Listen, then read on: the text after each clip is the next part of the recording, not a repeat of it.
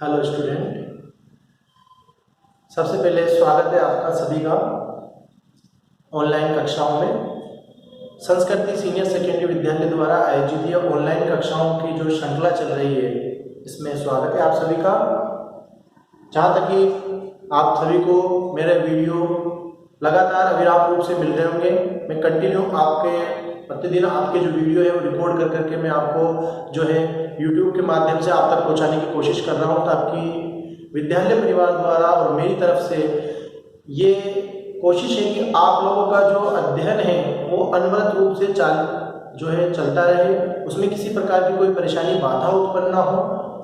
तो उसी क्रम में हम जो है हमने सबसे पहले आरोह भाग 2 आपकी पाठ्य पुस्तक से गद्य भाग से जो चैप्टर प्रारंभ किया था वो अध्याय में चल रहा है। अध्याय 1 अपन ने प्रारंभ किया था, चैप्टर था महादेवी वर्मा। महादेवी वर्मा एक छायावादी कवित्री है, लेखिका है। इनके द्वारा लिखा गया चैप्टर चल रहा है अपने भक्ति। हम भक्ति पढ़ रहे हैं और भक्ति जो है वो एक क्या है, संस्मरणात्मक रेखा चित्र। भक्ति क्या है, एक संस्मरणात्मक रेखा चित्र है। तो ये हम पढ़ रहे थे। अभी तक काफी बड़ा अध्याय है, तो अभी तक हमने 4 परिच्छेद, इसके 4 भाग भक्ति के जीवन के हमने पढ़ लिए थे कि किस प्रकार महादेवी की सेविका बनकर भक्ति जो है ये प्रयास क्या करती थी कि वह महादेवी को ज्यादा से ज्यादा उनकी मालकिन को वो सहयोग कर सके। जब युद्ध की विभीषिका यानी युद्ध का माहौल बनने लगा, तो उस समय में भी भक्ति महादेवी के पास जाकर उसे ये निवेदन करने लगी कि वो क्या करे, उसके साथ में उनके गांव चली जाए, वहां पर वो सारी व्यवस्था कर देगी। सारी व्यवस्था का तात्पर्य कि जैसे वो क्या करेगी, टांग पर उनके कपड़े रख देगी, है ना, मचान पर उनके कपड़े रख देगी। इसके अलावा दीवार में वो कीले ठोककर तख्ते लगाकर उन पे किताबें जमा देगी। धान का जो पुआल होता है, यानी अनाज के निकलने के बाद जो पेड़ बचते हैं सूखे, उनको गोदरा करके, उनको फैला करके और उस पर जो है चद्दर बिछा करके वो उनके लिए पलंग बना देगी। और जो हंडियाएं हैं उनमें वो क्या कर देगी, उनके रंग रख देगी, छीके पर वो उनके चित्र आदि रख देगी, ताकि किसी प्रकार की कोई परेशानी ना आए। तो ये हमने कल की क्लास में, कल की जो आपकी ऑनलाइन कक्षा थी उसमें अपन ने यहाँ तक पढ़ लिया था। आज आगे चल रहे हैं। आप लोग सभी अपनी बुक जो है वो निकाल लें, अपनी पाठ्य पुस्तक निकाल लें। इसमें देखें पेज संख्या 79 पर देखें, पेज संख्या 79, पेज नंबर 79 पर ऊपर से 2 गद्यांश आपको छोड़ देने हैं। फिर देखिए, आपने निशान लगाए रखा होगा, वहां से आप लोग देखेंगे, मेरे पास वहां जाकर रहने के लिए रुपया नहीं है, यह मैंने भक्तिन के प्रस्ताव को अवकाश ना देने के लिए कहा था। अब महादेवी ने क्या कहा, महादेवी वर्मा ने कहा कि मेरे पास वहां कहां पर, गांव में जाकर रहने के लिए रुपया नहीं है, ये मैंने भक्तिन के प्रस्ताव को, कि ये बात मैंने इसलिए कही थी कि भक्तिन जो प्रस्ताव दे रही थी गांव जाने का, उसको अवकाश ना देने के लिए कहा था, पर उसके परिणाम ने मुझे विस्मित कर दिया। विस्मित यानी आश्चर्यचकित, विस्मित।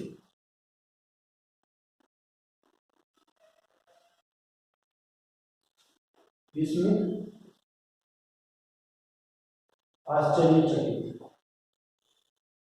ठीक है। विस्मित का मतलब हो जाएगा आश्चर्यचकित।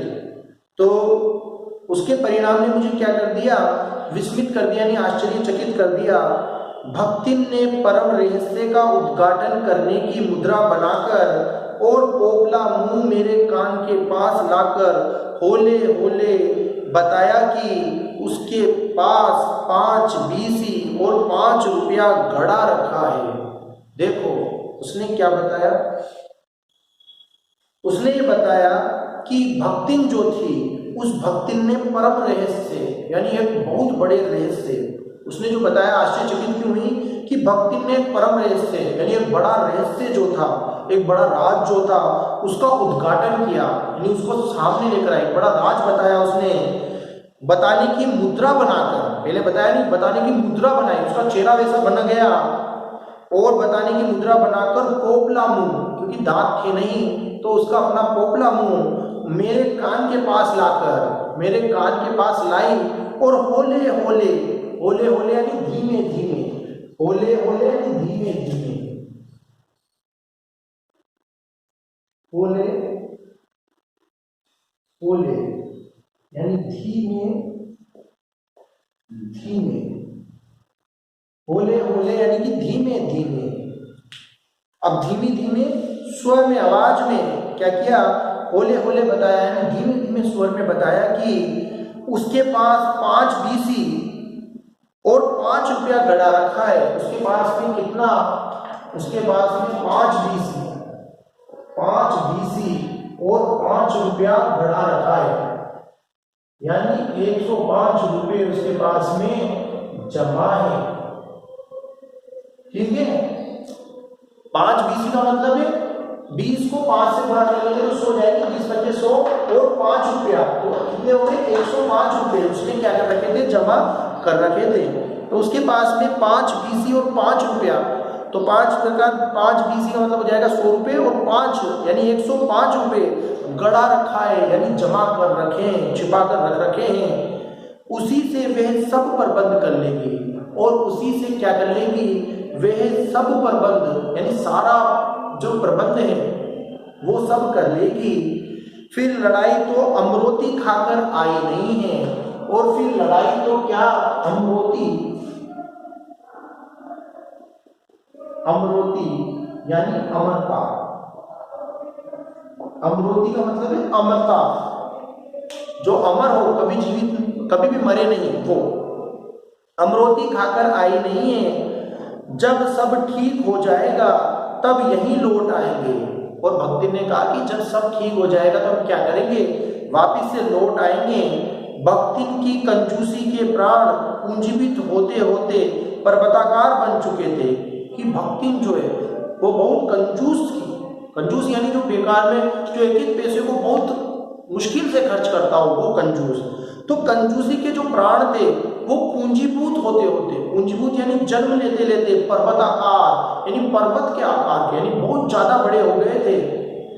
परंतु इस उदारता के डायनामाइट ने क्षण भर में उन्हें उड़ा दिया था। लेकिन इस प्रकार के उदार विचार, उदार का डायनामाइट, डायनामाइट कहते हैं बम, कि उदार विचारों का जो बम था उसने मानो सबको उड़ा दिया। इतने थोड़े रुपए का कोई महत्व नहीं, कि इतने थोड़े रुपए जो है उनका कोई भी महत्व नहीं है, परंतु रुपए के प्रति भक्ति का अनुराग इतना प्रख्यात हो चुका था कि मेरे लिए उसका परित्याग मेरे महत्व की सीमा तक पहुंचा देता है। देखो, परंतु रुपयों के प्रति, रुपए के प्रति भक्ति का अनुराग, अनुराग कहते हैं प्रेम, अनुराग यानी लगाव, प्रेम भी कह सकते हैं पर, है ना, अनुराग, अनुराग यानी कि लगाव या प्रेम। तो भक्ति का अनुराग या प्रेम, या हम कह सकते हैं लगाव जो था वो रुपयों के प्रति इतना ज्यादा था, इतना प्रख्यात, प्रख्यात कहते हैं प्रसिद्ध को, प्रख्यात यानी कि प्रसिद्ध, तो इतना प्रख्यात हो चुका था यानी कि प्रसिद्ध हो चुका था। लिख देता हूं, प्रख्यात,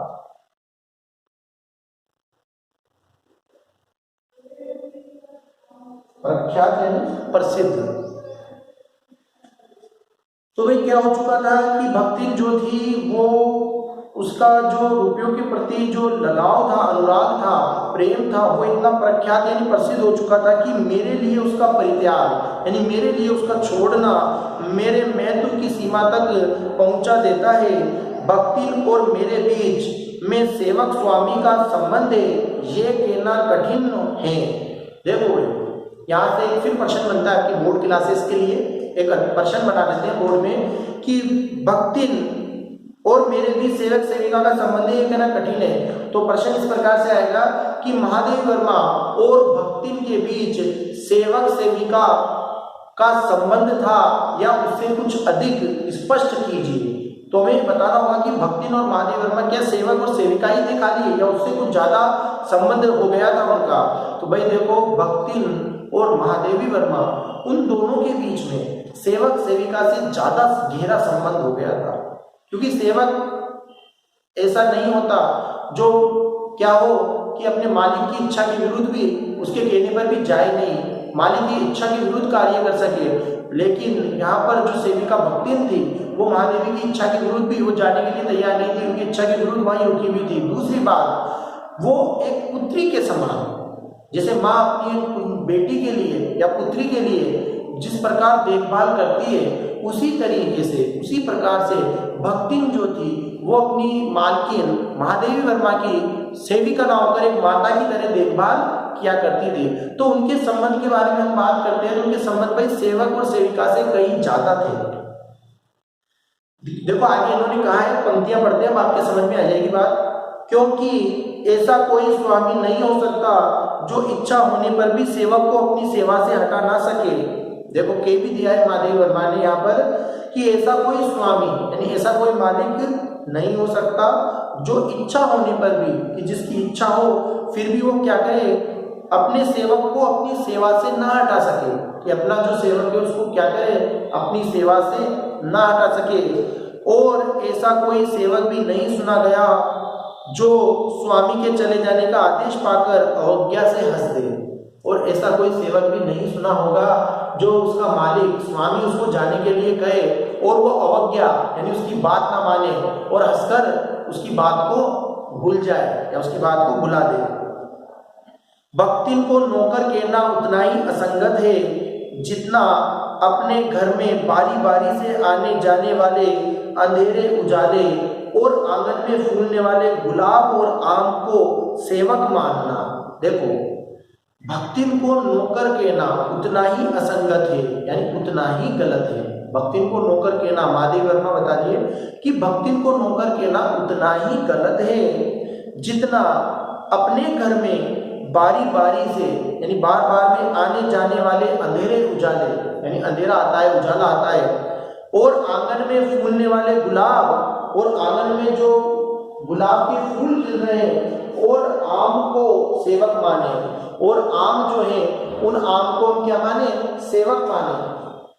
यानी अगर कोई व्यक्ति जो घर में आने वाला अंधेरा उजाला है उस अंधेरे उजाले को क्या मानता है कि अपना सेवक मानता है, घर में खिलने वाले फूल और आम के पेड़ों को अगर सेवक मानना है तो ये उतना ही गलत है जितना वो भक्ति को अगर वो क्या माने, नौकर माने।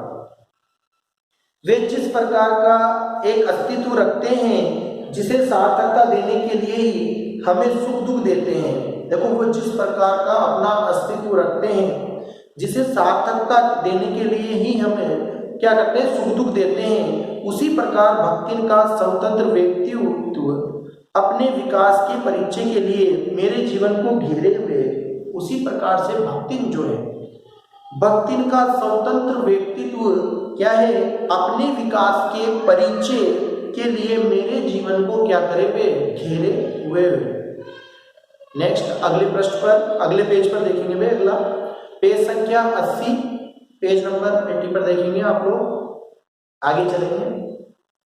परिवार और परिस्थितियों के कारण स्वभाव में जो विषमताएं उत्पन्न हो गई उनके भीतर से एक स्नेह और सहानुभूति की आभा फूटती रही। इसी से उसके संपर्क में आने वाले व्यक्ति उसमें जीवन की सहज मार्मिकता ही पाते हैं। देखो परिवार और परिस्थितियां, कि परिवार और परिस्थितियों के कारण जो स्वभाव में विषमताएं, कि जो स्वभाव में विभिन्नताएं आई थी, उत्पन्न हो गई थी, उनके भीतर से एक स्नेह यानी एक लगाव, प्रेम जो था, उसकी सहानुभूति की आभा यानी प्रकाश जो है मानो फूटता रहता था। इसी से उसके संपर्क में आने वाले व्यक्ति उसमें जीवन की सहज मार्मिकता पाते। इसलिए उसके संपर्क यानी भक्ति के संपर्क में आने वाले व्यक्ति जो होते वो जीवन में सहज मार्मिकता यानी प्रेम जो है उससे पाते थे। छात्रावास की बालिकाओं में से कोई अपनी चाय बनवाने के लिए देहली पर बैठी रहती, कोई बाहर खड़ी मेरे लिए बने नाश्ते को चखकर उसके स्वाद की विवेचना करती। कि छात्रावास की बालिकाओं की अगर बात करें तो ये बालिकाओं में से कोई अपनी चाय बनवाने के लिए देहली पर यानी घर के अंदर जो दरवाजे की मुख्य देहलीज होती है वहां पर बैठी रहती, कोई बाहर खड़ी मेरे लिए बने हुए जो नाश्ता था उस नाश्ते को चखकर उसके स्वाद की विवेचना यानी वर्णन करती रहती। मेरे बाहर निकलते ही सब चिड़ियों के समान उड़ जाती, लेकिन जैसे ही मैं बाहर निकलती तो सारी लड़कियां, जैसे चिड़िया हम बाहर जाते हैं, चिड़िया पास की चिड़ियों के पास जाते हैं, चिड़िया उड़ जाती है, वैसे वो लड़कियां मेरे बाहर निकलते ही सब उड़ जाती, यानी गायब, अंदर चली जाती थी और भीतर आते ही यथास्थान विराजमान हो जाती। और जैसे ही मैं भीतर यानी अंदर आती तो यथास्थान यानी जिस स्थान पर पहले थी उस स्थान पर जाकर विराजमान हो जाती, बैठ जाती। इन्हें आने में रुकावट ना हो, संभवतः इसी से भक्तिन अपना दोनों जून का भोजन सवेरे ही बनाकर ऊपर के आले में रख देती। देखो, इन्हें आने में, इन्हें किनको, उन बालिकाओं, छात्रावास की बालिकाओं को आने में रुकावट ना हो, संभवतः इसी से भक्तिन दोनों जून का मतलब है दोनों समय, दोनों जून, दोनों समय का, दोनों जून का मतलब हो जाएगा दोनों समय का। तो क्या करती कि भक्तिन जो थी वो दोनों जून का भोजन सवेरे ही जो है क्या कर लेती, बना लिया करती थी और ऊपर के आले मतलब ताक में, ऊपर के आले में रख देती, यानी ऊपर की जो ताक थी उस ताक में रख देती थी। और खाते समय चौके का एक कोना धोकर पाक छत के सनातन नियम का समझौता कर लेती। और खाते समय चौके यानी रसोई घर जो था, उस रसोई घर का एक कोना धोकर पाक छत, पाक का मतलब होता है कि जो स्वच्छ छत जो है, उस सनातन नियम, उस चले आ रहे जो धर्म का नियम था उससे समझौता कर लेती। मेरे परिचितों और साहित्यिक बंधुओं से भी भक्तिन विशेष परिचित है कि मेरे परिचित, मेरे जानकार जो हैं और साहित्यिक बंधु, जो साहित्यिक मेरे भाई बहन हैं, जो साहित्यकार मेरे भाई बहन हैं, उनसे भी भक्तिन विशेष परिचित है, यानी उनसे भी भक्तिन विशेष रूप से उनको जानती हैं। पर उनके प्रति भक्तिन का सम्मान की मात्रा मेरे प्रति उनके सम्मान की मात्रा पर निर्भर करती है। लेकिन उनके प्रति भक्तिन के सम्मान की मात्रा यानी भक्तिन उनका कितना सम्मान करती है वो किस आधार पर करती है, मेरे प्रति उनके सम्मान की मात्रा पर निर्भर करता है। यानी कोई मेरे लिए ज्यादा सम्मान रखता है तो भक्तिन भी उसका बहुत ज्यादा सम्मान करती है, और अगर कोई मेरे प्रति कम सम्मान रखता है तो भक्तिन भी उसका कम सम्मान करती है। पर आदर भाव नहीं। फिर देखो, आगे चलेंगे, फिर देखो तो उसी प्रकार से वो सम्मान रखती है। फिर देखो आगे क्या कह रहे हैं, मेरे प्रति उनके सम्मान की मात्रा पर निर्भर है कि और सद्भाव उनके प्रति मेरे सद्भाव से निश्चित होता है, यानी जितना सद्भाव वो मेरे लिए रखते हैं उतना ही सद्भाव भक्तिन उनके लिए रखती है। इस संबंध में भक्तिन की सहज बुद्धि विस्मित कर देने वाली है कि इस विषय में कि किसके प्रति कितना सम्मान रखें और वो कितना सम्मान रख रहे हैं वो पहचान जाती थी। तो सहज बुद्धि विस्मित यानी आश्चर्यचकित कर देने वाली है। वे किसी को आकार प्रकार और वेशभूषा से स्मरण करती है। वो किसी को कैसे याद रखती है, आकार प्रकार यानी उसके शरीर के आकार से या फिर वेशभूषा यानी पहनावे से स्मरण करती है यानी याद करती है। और किसी को नाम के अपभ्रंश से, और किसी को नाम के अपभ्रंश का मतलब है बिगड़ा हुआ रूप, कि नाम के अपभ्रंश द्वारा यानी नाम के बिगड़े हुए रूप के द्वारा। कवि और कविता के संबंध में उसका ज्ञान बढ़ा है कि पहले वो कवि और कविता के विषय में नहीं जानती थी, लेकिन अब कवि और कविता के संबंध में उसका ज्ञान भी बढ़ा है। पर आदर भाव नहीं, लेकिन आज भी आदर सम्मान जो है उसका नहीं बढ़ा।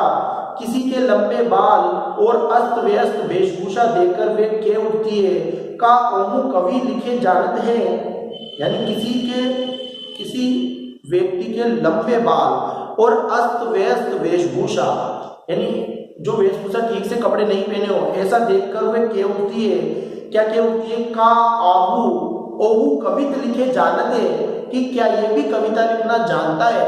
क्योंकि भाई उस समय में कवि जो है वो अपनी वेशभूषा अपने पहनावे पर ध्यान नहीं देते थे, वो तो इन कविताओं में लेखन में खोए रहते थे। उस समय की बात है जब महादेव वर्मा का समय था। आज तो सब जेंटलमैन बन के रहते हैं भाई अपने आप में, ठीक है। और तुरंत ही उसकी अवज्ञा प्रकट हो जाती है तबु कुछो करियो धरियो ना, बस गली गली गाउत बजाउत फिरिए। और तुरंत उसके प्रति उसकी अवज्ञा प्रकट हो जाती है कि अब तो क्या करते हैं, तब कुछो करियो धरियो ना, कि तब तो ये कुछ भी करते धरते नहीं है, कोई काम तो करते धरते नहीं है। क्या करते हैं, बस गली गली गाउत बजाउत फिरे, कि बस गली गली गाते बजाते फिरते हैं अगर कवि है तो। पर सबका दुख उसे प्रभावित कर सकता है, लेकिन सबका दुख भक्तिन जो है उस भक्तिन को प्रभावित कर सकता है विद्यार्थी वर्ग में से। विद्यार्थी वर्ग यानी विद्यार्थियों का जो समूह है, विद्यार्थियों का जो समूह है उसमें से जब कारागार का अतिथि हो जाता, यानी कारागार का मेहमान बन जाता, कारागार कहते हैं जेल को, कि विद्यार्थी वर्ग के उस समय देश आजादी के लिए जब जो आंदोलन में जुड़ जाते थे विद्यार्थी वर्ग और उनको जेल जाना पड़ता था, कारागार के मेहमान बन जाते थे, तब उस समाचार को व्यथित भक्तिन बीता बीता भरे लड़कन का जेल कलजुग रहा, तोन रहा अब परले हो ही जाई, उनकर माई के बड़े लाट तक लड़ेगा चाही, केकर दिन भर सबको परेशान करती है। कि जब ये समाचार, तब ये समाचार को व्यथित यानी समाचार से दुखी, व्यथित का मतलब हो जाएगा दुखी, लिख देता हूं व्यथित,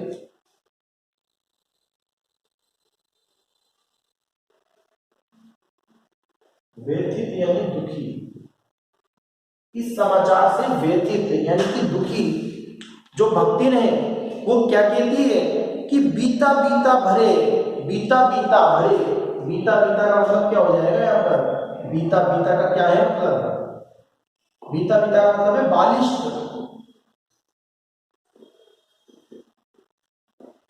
बालिश, बालिश,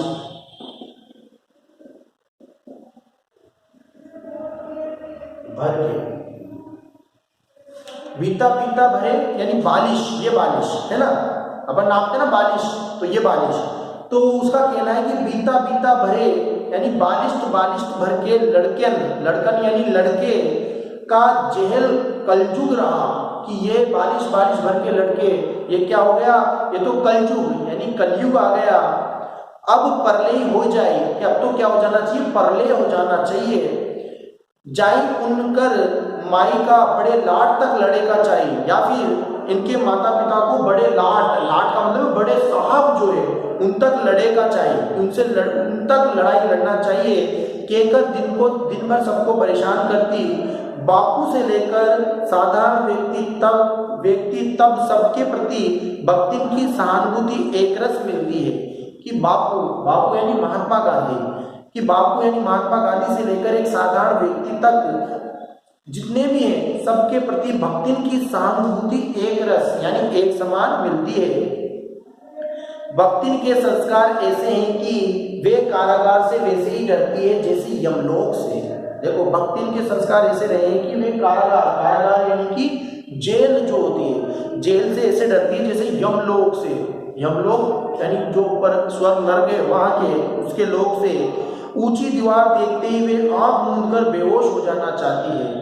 कि जैसे ही ऊंची कारागार की दीवारें उसे दिखाई देती है तो मानो वो आंख मूंदकर यानी आंखें बंद करके बेहोश हो जाना चाहती है। उसकी ये कमजोरी इतनी प्रसिद्धि पा चुकी है कि लोग मेरे जेल जाने की संभावना बताकर उसे चिढ़ाते रहते हैं। उसकी ये कमजोरी इतनी प्रसिद्ध हो गई है, लोग जानने लगे हैं कि लोग मेरे जेल जाने की बातें बताकर मजाक बनाकर उसे डराते हैं। वे डरती नहीं ये कहना असत्य होगा। अब उसे चिढ़ाते हैं लेकिन वे डरती नहीं, ये कहना गलत होगा। पर डर से भी अधिक महत्व मेरे साथ का ठहरता है। लेकिन डर से भी ज्यादा महत्व है तो किस बात का है, मेरे साथ रहने का, मेरे साथ ठहरने का। चुपचाप मुझसे पूछने लगती है कि वह अपनी धोती साबुन से साफ कर ले जिससे मुझे वहां उसके लिए लज्जित ना होना पड़े। वो चुपचाप मेरे से पूछती है कि भाई जेल जाना पड़ेगा तो क्या वो अपनी धोती साफ कर लेगा भक्ति, ताकि मेरी मेली धोती की वजह से उनको वहां पर लज्जित ना होना पड़े।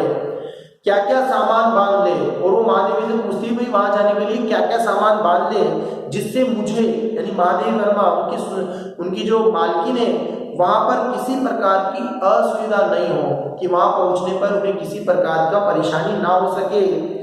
ऐसी यात्रा में किसी को किसी के साथ जाने का अधिकार नहीं। यह आश्वासन भक्तिन के लिए कोई मूल्य नहीं रखता है। जब मैं बात बताती हूँ कि ऐसी यात्रा में, इस प्रकार की यात्रा में किसी को किसी के साथ जाने की अधिकार नहीं होता, ये आश्वासन यानी ये बात भी भक्तिन के लिए कोई मूल्य नहीं रखती है। वे मेरे न जाने की कल्पना से इतनी प्रसन्न नहीं होती जितने अपने साथ न जा सकने की संभावना से अपमानित। देखो, वे मेरे ना जाने यानी मेरे जेल ना जाने से, मेरे जेल ना जाने की कल्पना से इतनी प्रसन्न यानी इतनी खुश नहीं होती जितनी अपने साथ ना जा सकने की संभावना से अपमानित होती है। यानी अगर उसको ये कहें कि भाई मैं जेल नहीं जा रही, तो उसको इतनी प्रसन्नता नहीं होगी। लेकिन अगर उसको ये कह दें कि भाई मैं तुम्हें नहीं लेके जाऊंगी, तो वो अपने आप को बड़ा अपमानित समझती है। भला ऐसा अंधेर हो सकता है जहां मालिक वहां नौकर को ले जाकर बंद कर देने में इतना अन्याय नहीं, पर नौकर को अकेले मुक्त छोड़ देने में पहाड़ के बराबर अन्याय है। देखो, भक्तिन का क्या कहना है कि भला ऐसा अंधेर हो सकता है, यानी ऐसा अन्याय हो सकता है क्या कि नौकर जो है, नौकर को अकेले मुक्त छोड़ देने में, यानी नौकर जो होता है उसको मालिक के साथ ले जाकर बंद कर देना चाहिए, वो अन्याय नहीं है। उसको मालिक को नौकर के साथ बंद करना अन्याय नहीं है, पर अकेले मुक्त छोड़ देने में पहाड़ के बराबर अन्याय है। लेकिन अगर मालिक को ले गए और सेवक को आजाद छोड़ दिया तो वो बहुत बड़ा अन्याय समझती है। ऐसा अन्याय होने पर भक्तिन को बड़े लाड तक लड़ना पड़ेगा। और वे मानती है अगर ऐसा अन्याय हुआ कि अगर उसकी जो मालकिन है महादेवी वर्मा उसको ले गए जेल और भक्तिन को छोड़ गए, तो बड़े लाड का मतलब है बड़े साहब, बड़े लाड का मतलब है बड़े लाड, लिख देता हूं भाई, बड़े लाड,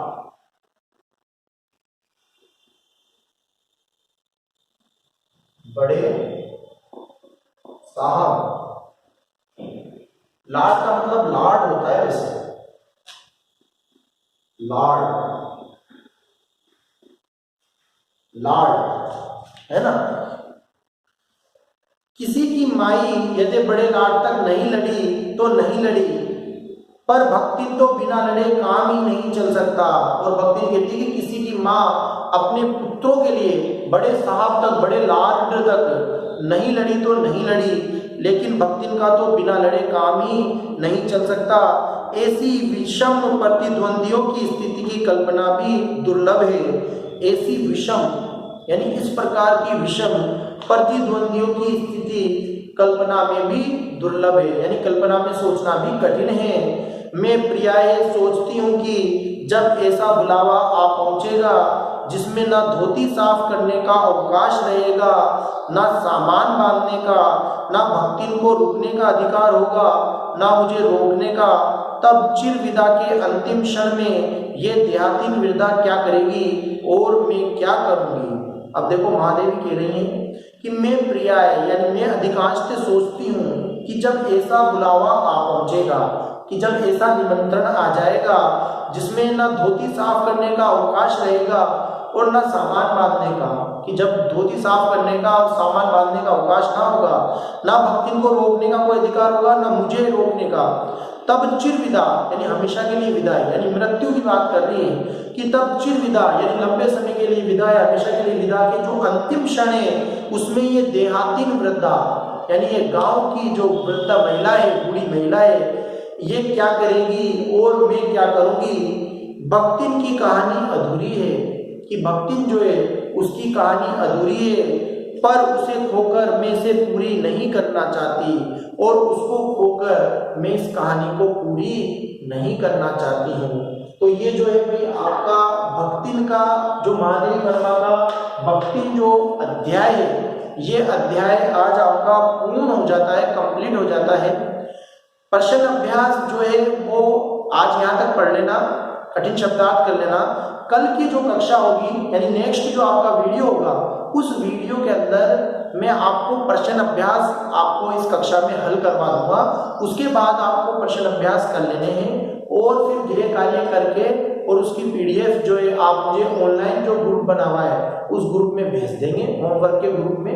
ठीक है, चैनल को सभी स्टूडेंट ज्यादा से ज्यादा सब्सक्राइब, लाइक, शेयर, कमेंट करें। ठीक है, और अपने जो साथी हैं उनको बताएं ताकि उनका भी अध्ययन जो है अनवरत रूप से, व्यवस्थित रूप से जैसे चल रहा है वैसे चलता रहे और उनको भी जो है अपनी शिक्षा, अपने पढ़ने का मौका मिल सके। किसी को अगर कोई बात समझ में नहीं आई तो वो भी आप मेरे से जो है अपने ग्रुप में आप पूछ सकते हैं। तो आज की इस ऑनलाइन कक्षा की जो श्रृंखला है इसमें बस आज यहीं तक, बाकी नेक्स्ट अगले वीडियो में। आज के लिए शुभ दिन, धन्यवाद।